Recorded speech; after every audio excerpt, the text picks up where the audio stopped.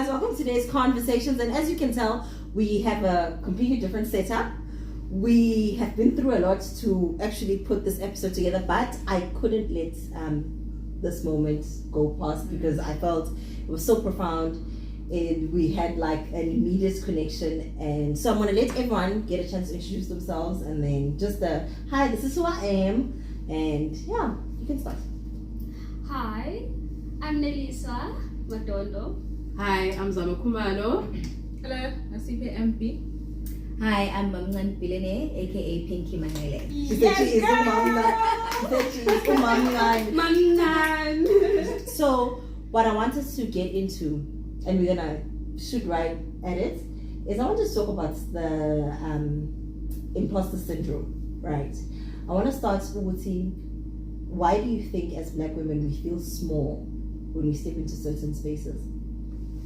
It's because it's been forced down our throats for the longest time. I mean, it's been passed down from generation to generation. So when that type of pattern happens, you have to take accountability as to seeing what's okay, wow, this is really, really happening. Because sometimes you don't even realize that you're actually exposed to imposter syndrome. You just think it's just part of the norm.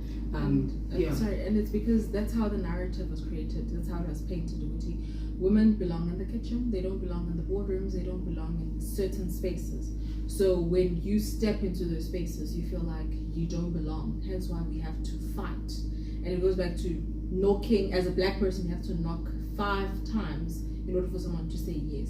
So when you get to a certain space, you feel like I'm not belonging, I'm not worthy. You know, even if it's genuinely you belong there, people recognize your work and see what you do, but you will feel like I'm not worthy to be in that certain space. And that's where it's because the narrative in the first place was created that women don't belong in certain spaces. I also think it starts at home. Okay. My points. Where we have siblings, and sometimes even if you're the only sibling at home, you're fighting for a place in your parents' heart, or even trying to get time from them, because sometimes we get the money, we get like being taken care of, but sometimes we just yearn that love and that assurance that I am enough, and getting it at home. Because we grow up searching for that sense of belonging, and in every situation you keep getting reasons and how can I put this? So true. You get like that sense of actually I'm not enough, or I have to prove myself constantly, and actually I don't belong in the setting because you have grown up with that thinking. So it's all inside. So in every setting, and I feel like it happens even with men, it's not just in women, where they get into rooms and they're just like, oh my goodness, I actually don't deserve to be here. You know, I feel like my qualifications or how I'm presenting in society doesn't live up to how the room is reading towards me. And you'd find that it begins at home, that I'm not told enough, that I actually belong here, that this is home, and to find home within myself, you know, and always know that in every place or in every stage I find myself, I'm equipped enough to show up in that moment. I want to ask, do you guys struggle personally with imposter syndrome? Every day. Even today I struggled with that. Because I just felt like with networking, I just felt like, oh my gosh, where am I going to start? Where am I going to start? What am I going to say? What am I going to talk about? Like, I've just felt irrelevant because no one knows me. No one from a bar of soap. Like, with the whole conversation, what am I going to start? Who am I going to present myself as? So, because also I feel like the people, for example, today as well, I feel like the people who were there, most of them, like, they know each other, and you're like, okay, where am I going to go? You know, and what am I going to say when I get to that person? And some of them, like, they just like smile and then like, I'm not supposed to, like, what am I, Right. just smiling, walk by, like, okay, I was like, I wanted to like greet you, ask, more about you. But yeah, like, I understand what you're saying. I also felt it today. And thank you guys. I did not feel like I was alone. So when I felt like, okay, now like, okay, no one wants to talk to me, I was like, okay, where's people? I've got my people. Yeah, where's my CPA? Let me exactly, So yeah, I also felt it today. I want to ask a question, and I'm going to go there. Do you think sometimes we carry the imposter syndrome into relationships? Oh yes. That sometimes there are certain relationships that we go, he's too good for me. Yes. Oh, Definitely. I'm actually glad that you're asking this, because recently there was a question that was being asked, that do women ever realize if they fumbled a good man? Right. And that goes in line with what you're just asking right now. Mm. And that does happen. It really, really does happen. It's just that it's a notion that's not well spoken about. It's a very taboo subject, if I can put it that way. Yeah. Because usually it's no, men fumble a good woman, but it's not vice versa, and it does happen a lot. It really does. And you know why I want to ask this question is because I almost want to argue, Wuti, do you think we have a problem with black relationships? Can we agree? Yeah. There's a disconnect, and I'm wondering if this imposter syndrome, because it says I have to continuously fight for a space to be loved. I wonder if do we enter into already broken situations because we think this is what I deserve. Definitely me. Definitely with me. Like I always try with relationships. What I've noticed is that I always go for people who need fixing, because I feel like, okay, we can understand each other on like a certain level. I can't go for someone who's like already up there, because I feel like, okay, what are we gonna, like, is he going to understand me? Like, is he going to get like exactly? So I always go for people who are like, or do you know when you're going for that person? Do you know? I know, because we speak. speak. The talking stage. We speak, and you go. I can see you're not. Yeah, I'm like, at least I'm not gonna be below you. It's not gonna be above you. It's not gonna be above you. Let me tell you one thing about you. You're not beneath me. No, exactly. I think when it's also the longing for that relationship or the love, because we're surrounded by people, maybe in relationships and all of that, then you end up being in a situation where you can feel that actually this is not gonna work, or but I don't want to be alone. Yes, but I don't want to be alone. Exactly. And he makes me feel like I belong. He makes me think that I'm heard, that I'm seen. And so for now, let me just hang on. Yeah. And let me just try and see if we can make this work. Or maybe you can end up fixing each other. Exactly. And having people validate that. Yeah. Wuti, actually, like, do it, this thing looks like it's gonna work or whatever.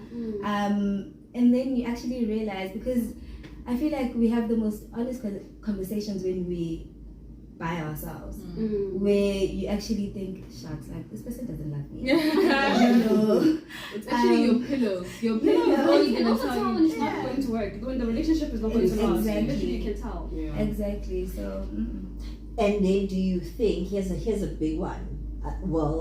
Do you think sometimes we treat our dreams like that? We walk into our dreams with the imposter syndrome. Definitely. Yeah. Definitely. Because we're scared of the unknown. We're scared of, I think, to be quite honest, we're sometimes scared of our own potential, of getting to our own potential.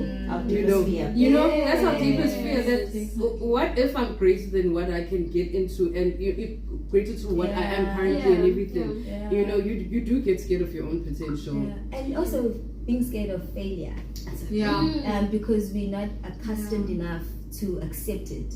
Yeah. To know that we're actually told you it's can not fail. okay to fail. Exactly. We talked. We had a brilliant conversation. We were talking about detaching failure from worth. It's not a reflection of your worth. Exactly. Here's a big question: so how do we break free?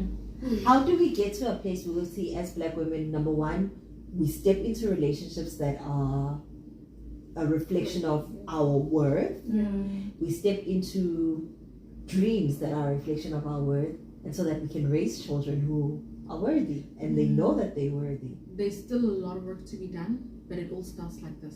Okay. Yeah. It all starts like this. As much as you can sit individually. When you're sitting individually, it's only the problems, and no solutions. Okay. So that's how we raise a better generation of sitting like this as a society, as women, and speaking from experience and coming up with the solution. It's only with us. You can't deal with that as an individual. You need the next person Gotcha. to open your mind and how you think. You need the next person to actually support you. So a community. Yes, you need a community that's going to support you to push yourself. If you're seeing the next person doing well, that you're able to also do that for yourself. But if you're going to sit there alone and say, I'm going to push myself, you need hands that are going to push you. Yeah. And also knowing yourself. I feel like we don't know ourselves enough Yeah. to be able to overcome that. Like we don't spend time getting to know who we are, what we like, and acknowledging that with each phase I'm evolving and I'm changing, and so my taste also changes. You know, even with like my dreams and all of that, I'll never know until I try. If you're scared of the room that you're in, you'll never overcome it if you stay in that shell. You know, so it's all about just taking that first step, you know, into let me just try it out. Let me see what lies ahead. If it fails, it's okay. And if it doesn't, then great, you know. But also in relationships, date yourself first. That's what they say. I always tell myself, date yourself. the worst that could happen is no. The best that could happen is yes. And when you reach that yes, you will know it's worthy because you went through a whole lot of no's, and then that one yes will definitely feel like it. But I feel like in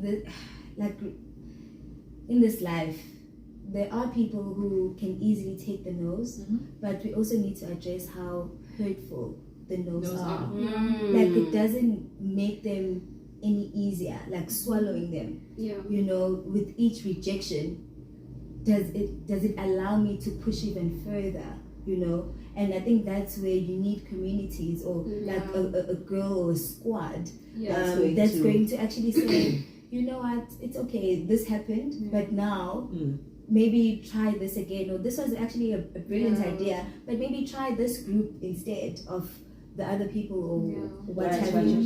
So you need somebody who sees your wings when you don't. Yes, right? you need the next person who's going to tell you you are the So the ish. Yeah, your ish. So I wanted to ask what's going to individually, I'm going to start here, but how do you commit to yourself?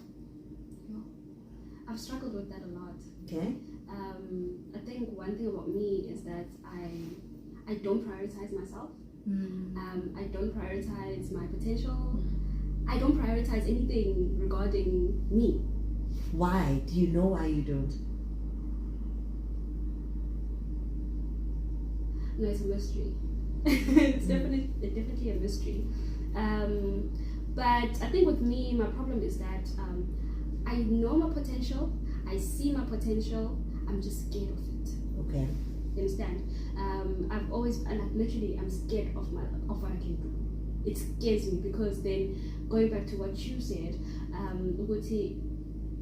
when you're there, you realize, I'm a different person, but you still want to hold on to the old person, and like, okay, then will people accept me when I'm this person? Because people are so judgmental, like, oh, you've changed, but then like you need that change, but also you don't want to change because you don't want people to talk, you know. So like one thing about me is that like I'm very much scared of what I can do. Okay. I feel like sometimes I feel like I don't deserve, you know, but then I'm like, okay, but girl, you deserve it. Like, you know what I mean? Sometimes I'm scared to lose people because when you get to the next step, obviously you're going to lose people. There are people that are going to be left behind. So sometimes I'm like, ish.